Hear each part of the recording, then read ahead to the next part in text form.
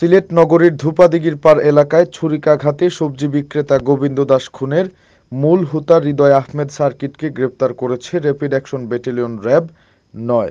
রোববার ভোররাতে গোয়াইনঘাট উপজেলার ফতেহপুর ইউনিয়নের গুসাইনপুর সরকারি প্রাথমিক বিদ্যালয়ে পার্শ্ববর্তী এলাকায় অভিযান পরিচালনা করে তাকে গ্রেপ্তার করা হয়। গ্রেপ্তার হৃদয় সিলেট নগরীর শিবগঞ্জ সাদিপুর এলাকার রফিক মিয়ার ছেলে। রোববার দুপুরে র্যাব ৯-এর মিডিয়া অফিসার আফসান আল আলমের স্বাক্ষরিত এক সংবাদ বিজ্ঞপ্তিতে গ্রেপ্তারের খবর নিশ্চিত করে বলা হয়, ছায়া তদন্তের মাধ্যমে গোয়েন্দা তথ্য ও তথ্য প্রযুক্তির সহায়তায় চাঞ্চল্য করেই হত্যা মামলার অন্যতম মূল আসামির অবস্থান শনাক্ত করা হয়।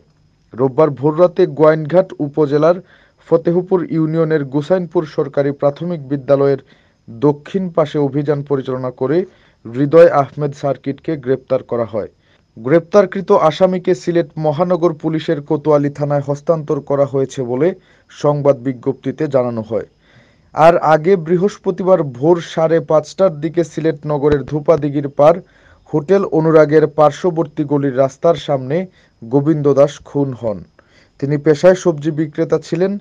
এই দিনই খুনের ঘটনায় ৩ জনকে গ্রেপ্তার করেছে পুলিশ। বৃহস্পতিবার রাতে নগরীর বিভিন্ন স্থান থেকে তাদের গ্রেপ্তার করা হয়।